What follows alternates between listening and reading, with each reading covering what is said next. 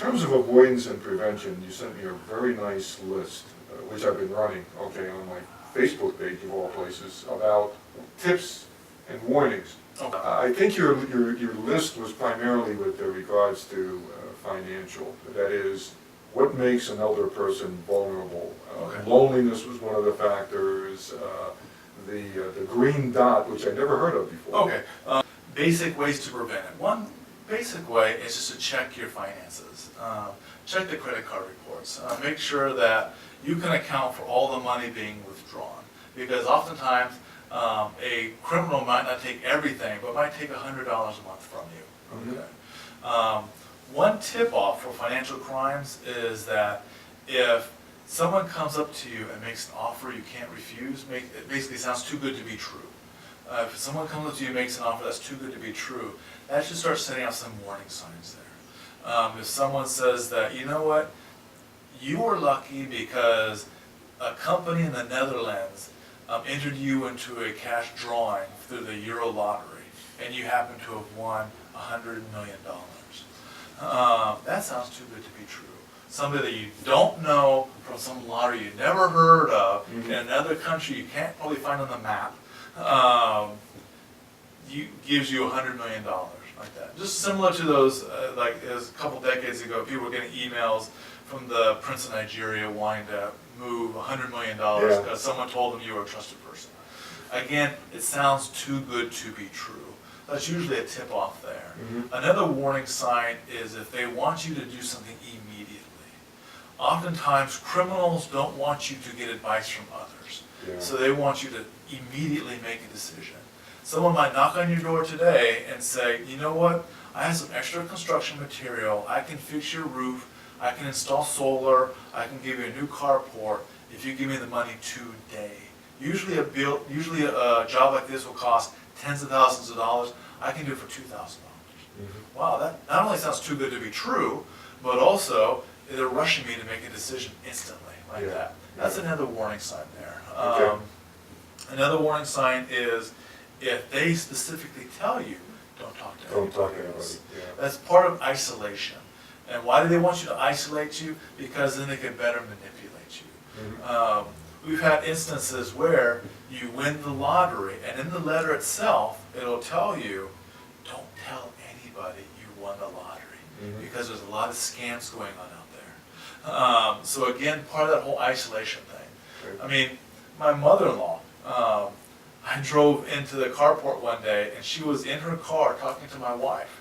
And so I didn't think that's too unusual until they were still there an hour later talking about something. My wife came in an hour later and said, what was that all about? What's going on? She said, well, my mother-in-law got an offer to buy Iranian dinar for pennies on the dollar, and then when the Iran's economy bolsters, she'll be a millionaire.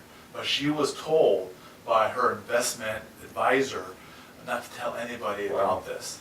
And so my mother-in-law believed it to such an extent that she had to, in secrecy, talk to my wife inside her car for an hour in the carport because she didn't want anybody to eavesdrop on their conversation. And well, the way I put it deal is, for some reason, we all love to be asked to keep something secret. For some reason, we just have that feeling. Somebody trusts me so much and gave me this incredible information, and all I got to do is keep it secret, and I'm going to benefit from it. So exactly, and again, that's part of the whole. It's too good to be true. And the sad part is that, and this is what makes financial elder abuse so evil. And I don't throw around the word evil too much, but they're preying on a senior's vulnerabilities. Because these seniors, they want this money not so that they can go to Vegas and spend it all. They want to leave a legacy. I mean, they want their children to stay in Hawaii. They want their children to have a house in Hawaii. They want their children to be taken care of. As a parent, the first thing you think about in the morning, the last thing you think about at night is, how are my children? And these criminals know that. And they have the smooth tongue of saying, you know what, if you do this investment, if you win this lottery, you won't have to worry about your children. And that pulls at the heartstrings of a lot of seniors out there who think that maybe their days are numbered, and what's gonna happen to their children when they pass on, and are they gonna be financially secure when they leave? And so, it's only $100 to maybe get $1 million. It's only $500 to get $20,000. Yeah. I mean, so they start doing these cost-benefit analysis, they start taking these risks that ordinarily they wouldn't take, but they're doing it for their children, they're doing it for their spouses, they're doing it to make ends meet because Social Security's not cutting it, Yeah. Medicaid's not cutting it, pension's not cutting it like that, so they need to help themselves and help their children. And that's the sad part because these criminals will focus in on this. We had this one individual, he made $170,000 in 1 week. How did he do it?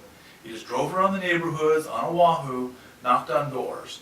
He knocked on this one house that you could tell that the owner was not keeping up the property, that there were signs of hoarding, there was like stuff hanging out the windows and stuff like that.